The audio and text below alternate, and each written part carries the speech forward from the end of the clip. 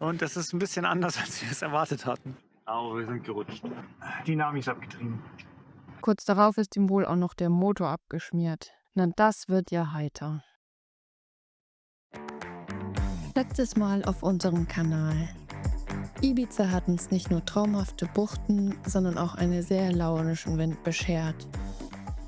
Von rasanter Fahrt bis fast völliger Flaute war alles dabei. Und als wäre das nicht genug, haben wir am Ende sogar ein Boot 3-mal abdriften sehen. Jetzt setzen wir Kurs auf Insel Nummer 2, Formentera.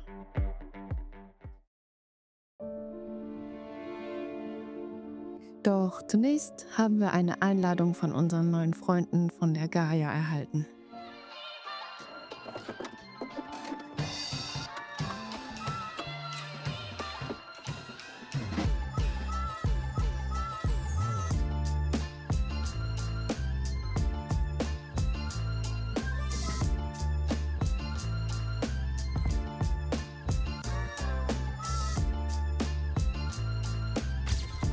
Es war sehr schön.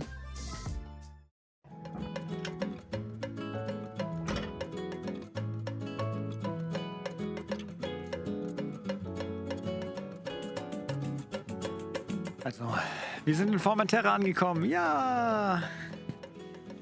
Und das ist ein bisschen anders, als wir es erwartet hatten. Es ist hier die reinste Partymeile. Also, Ibiza dachten wir schon, das wäre krass, aber das ist nichts gegen Formentera. Hier ist einfach ein Partyboot nach dem anderen. Mit richtig, richtig lauter Musik und Leute am Feiern. Und hier fahren auch echt viele Motorboote durch. Die Ferries fahren hier auch und die machen richtig Welle. Und dadurch, dass die Bucht jetzt aktuell, wo wir sind, nicht so geschützt ist, sind wir am Rollen ohne Ende.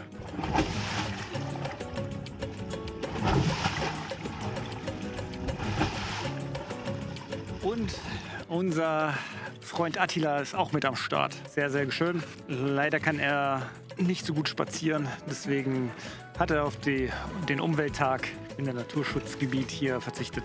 Wir sehen ihn dann morgen. Außerdem stand noch ein kleines Kapitel aus der letzten Folge offen. Und genau das holen wir heute mit euch nach.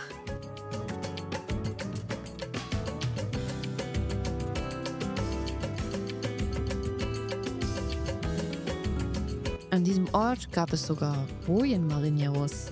Leute, die dir nicht nur die Boje zuweisen, sondern gleich auch beim Festmachen helfen.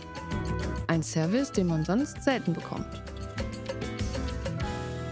Und wir sind im Naturschutzgebiet. Ist definitiv leiser. Also hier spielt keiner laut Musik. Ist auch ein bisschen weniger rollig. Hier gibt es so ein bisschen Küste als Schutz. Genau, und dadurch, dass es jetzt ein Naturschutzgebiet ist, müssen wir auf jeden Fall unseren Toilettentank zumachen. Wir wollen jetzt da nicht hier Dinge entledigen. Wäre nicht so fein. Deswegen überlegen wir uns jetzt eine Konstruktion, wie wir das von möglichst weit oben oder gemütlich den Kugelhahn auf und zu kriegen. So, let's go. Um an den Schließmechanismus zu kommen, mussten wir erst einmal die komplette Wachskiste leer räumen. Es fühlt sich ein bisschen an, als würde man spontan seinen Keller entrümpeln. Nur eben mitten auf dem Wasser.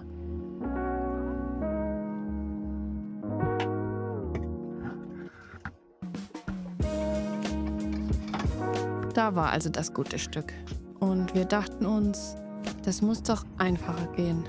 Da wir sowieso ein kleines Loch zur Nasszelle haben, wollten wir eine kleine, clevere Schnurkonstruktion bauen, damit wir das in Zukunft ohne Ausräumen schaffen.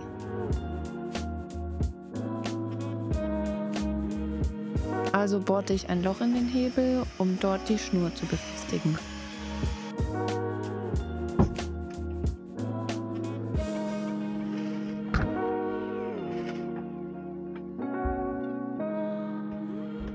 Zwei Schnüre. Eine zum Öffnen und eine zum Schließen. Später markieren wir noch, was ist.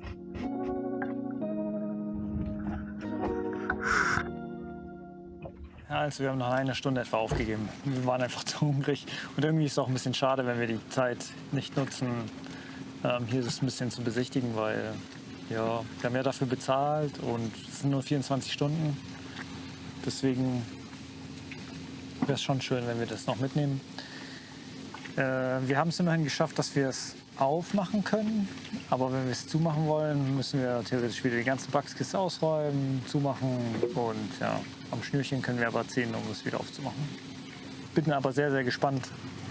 Wir sind morgen mit der Gaia verabredet, um ein bisschen hier die Landschaft zu erkunden. Und ich glaube, heute Abend gucke ich mir auch noch mit dem Kajak die Küste ein bisschen an. Wir hätten nach der Partybegrüßung nicht gedacht, dass Formentera auch so schöne und ruhige Ecken haben kann.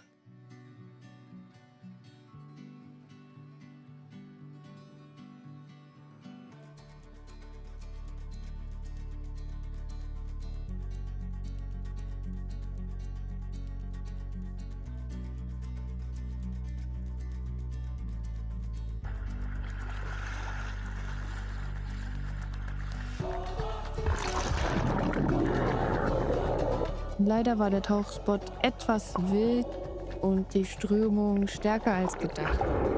Ruhige Aufnahmen mit der Kamera waren fast unmöglich.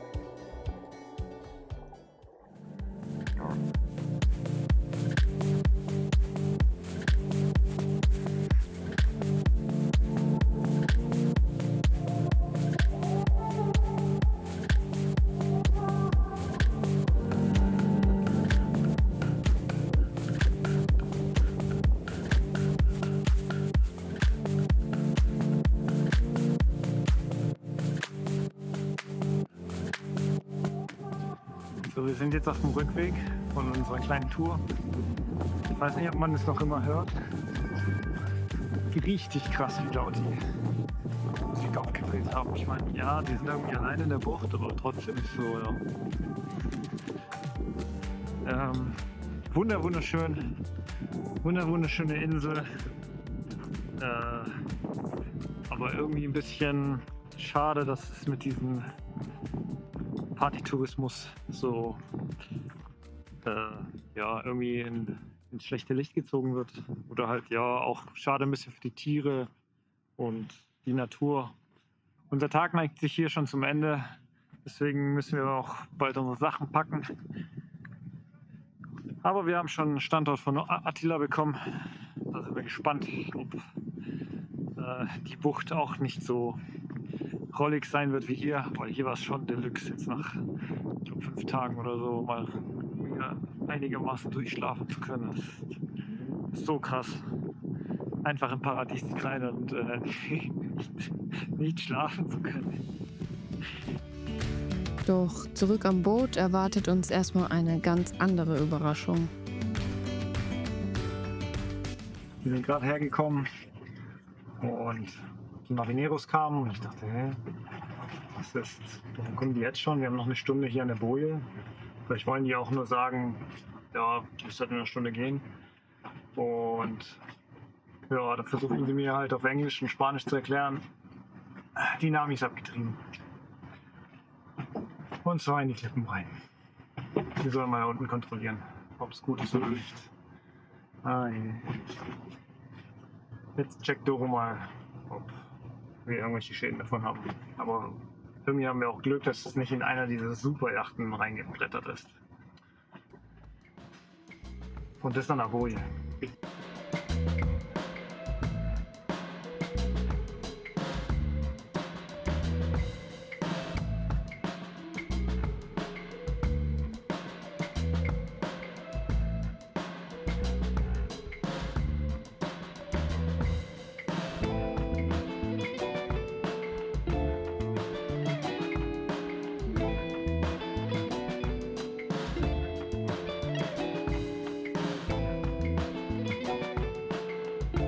Glück gehabt, nichts passiert.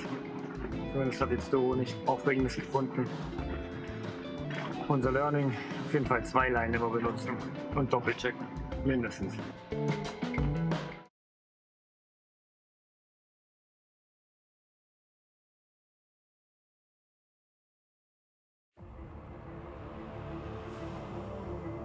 Und dann kündigt sich dieses merkwürdige Wetterding an. Genau wie letztes Jahr, als Boote reihenweise abgesoffen sind. Dieses Wetterphänomen war zwar nicht so stark wie das vom letzten Jahr, aber es hat dennoch für einige Schreckmomente gesorgt. Mehr als 30 Knoten prasselten ab 3 Uhr nachts auf uns ein und keine Stunde später dreht der Wind um 180 Grad und macht so weiter. Reihenweise sind die Boote weggerutscht, inklusive uns auf der Nami.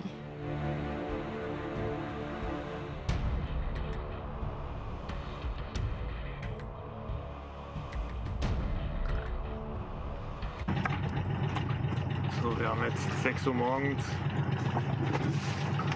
und wir sind wieder geslippt. Ich schalte mal den Motor aus, dann ist es vielleicht besser. So, also dann nochmal. Wir haben jetzt 6 Uhr morgens. Wir sind so saumüde. Und wir sind zum 2. Mal jetzt insgesamt geslippt. Das heißt gerutscht mitsamt Anker. Aber dadurch, dass wir jetzt 40 Meter Kette draußen hatten, sind wir sehr, sehr langsam gerutscht. Aber wir sind gerutscht. Und immer zu einer Uhrzeit, wo wir absolut gar keine Lust haben. Gut, generell hat man nie Lust, wirklich zu rutschen. Und wir hatten gehofft, dass mit mehr Ankerkette wir dann mehr halten, aber es war eine Drehung um 180 Grad und ja, das ist so der größte Schwachpunkt unseres Ankers. Bei einer Drehung, dass der nicht mehr reinfährt. Jo, also raus. Doro an Steuer, ich vorne am Anker. Beziehungsweise wir mussten erstmal überlegen, was macht man dann überhaupt generell. Wir haben jetzt dann erstmal den Motor gegengedrückt, dass wir nicht zu rutschen und ein bisschen Zeit zum Überlegen haben. Auch so ein bisschen die Situation beobachten, ob die anderen Boote rutschen. War nicht geil, wenn wir stehen, aber die anderen uns entgegenkommen. War dann cool, schnell klar, Anker hoch und dann weiter überlegen. Das war kein Problem. Irgendwann haben auch relativ schnell die Böen aufgehört. Meine Überlegung war dann, an einen anderen Punkt zu fahren, aber in der Nacht einen anderen Ankerplatz, den man überhaupt gar nicht kennt. Das ist auch immer so ein tricky Ding. Vor allem manche Boote, haben wir das Gefühl, haben kein Licht. Dann hat Doro vorgeschlagen, nochmal am gleichen Platz zu ankern. Das haben wir jetzt schlussendlich auch getan. Und nochmal den Anker dann fallen gelassen und jetzt über eine halbe Stunde Motor auch laufen lassen, nur für den Fall, falls wir dann doch rutschen. Aber ja, Wind ist natürlich dann runter auf 10 Knoten und da ist ja easy peasy, da hält einfach auch schon die Kette von uns. Jetzt haben wir verschiedene Wettermodelle nochmal abgeguckt. Der Aroma hat uns im Stich gelassen. Was ganz anderes, ganz andere Windrichtung auf jeden Fall angesagt. Und es ist jetzt so ein Mischmasch. Die einen sagen die richtige Windrichtung, die anderen sagen die richtigen Windstärke, Dritten sagen die richtigen Böen voraus, aber irgendwie kein Modell sagt aktuell komplett alles richtig. Jetzt ist ja nicht. Erstens sind wir müde, wahrscheinlich brauchen wir Mittagsschlaf. Aber zweitens ist es halt schwierig, wenn du weißt, dass demnächst halt vielleicht wieder Wind aufkommt. Aber krass, bei den ganzen Böen haben wir praktisch jeden auf dem Boot gesehen. Also ist egal, ob geslippt oder nicht. Es gab 2 Leute, die umgeankert sind mit uns. Aber ja, gefühlt jeder auf dem Boot stramm gestanden, geguckt. Also ich glaube, selbst für einen Anker, der bombensicher ist, muss man rausgucken, ob nicht ein anderes Boot dir entgegenkommt. Und statt uns zu erholen, gab es erst einmal Ankerwache, denn wir wussten nicht, ob der Wind nicht noch eine zweite Runde drehen würde. Und als wäre die Nacht nicht genug gewesen, verhedderte sich am Vormittag auch noch ein Jetski-Verleih in unserer Ankerkette. Zum Glück konnte ich schnell reagieren und ihn befreien, bevor es wirklich gefährlich wurde.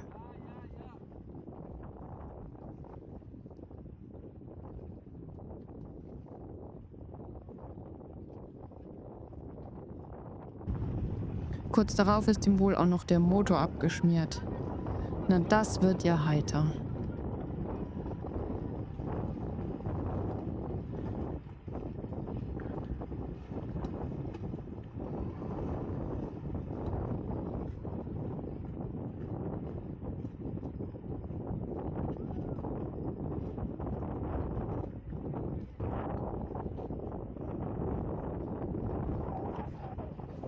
Zum Glück sprang der Motor dann doch wieder an, bevor er in die nächste Kette gerutscht wäre.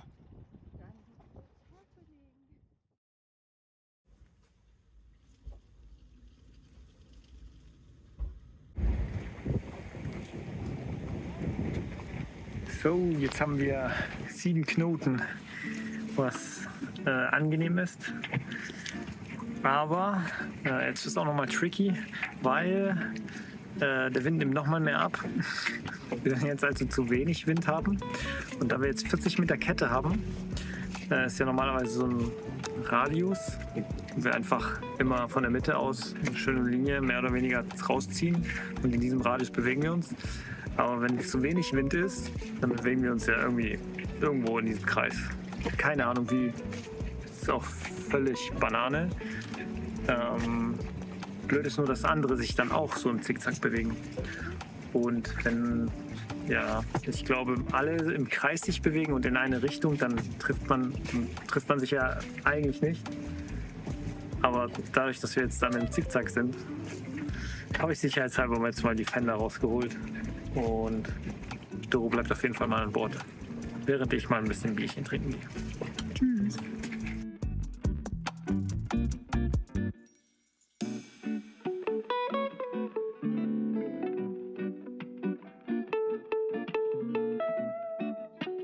Hier ist ganz spannend auf dem Plätzchen Formentera. Oh, wie heißt das Ding?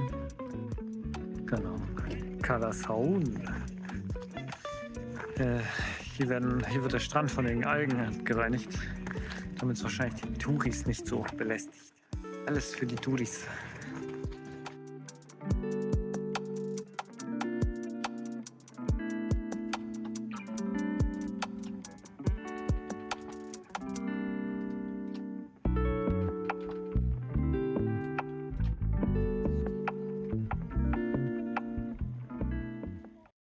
Zum Abschluss gönnen wir uns noch einen letzten Blick von oben auf diese Insel, die uns wirklich überrascht hat. Da paddelt Dennis. Er hat seine Schuhe vergessen und musste zurückpaddeln.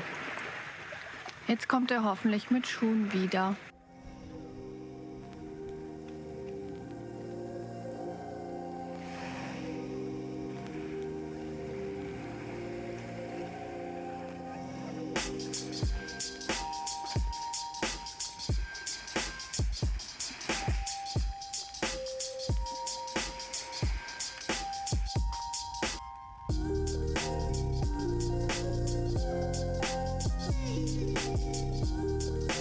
Formentera, eine Insel wie aus einem Gemälde. Türkisblaues Wasser, weißer bis rosa Sand, Lichtspiele, die fast unwirklich wirken. Doch hinter dieser Postkartenidylle zeigt sich eine zweite Realität. Immer häufiger werdende Unwetter, sichtbare Folgen des Klimawandels. Und ein Partytourismus, der die ruhigen Ecken Stück für Stück verdrängt. Formentera zeigt uns beides, das Paradies und wie zerbrechlich es eigentlich ist. Und warum die Gaia plötzlich ihre Rettungsinsel aufgeblasen hat, das erfahrt ihr in der nächsten Folge.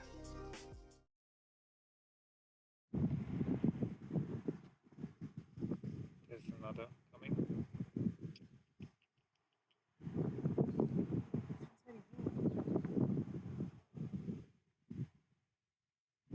So maybe it's like the king.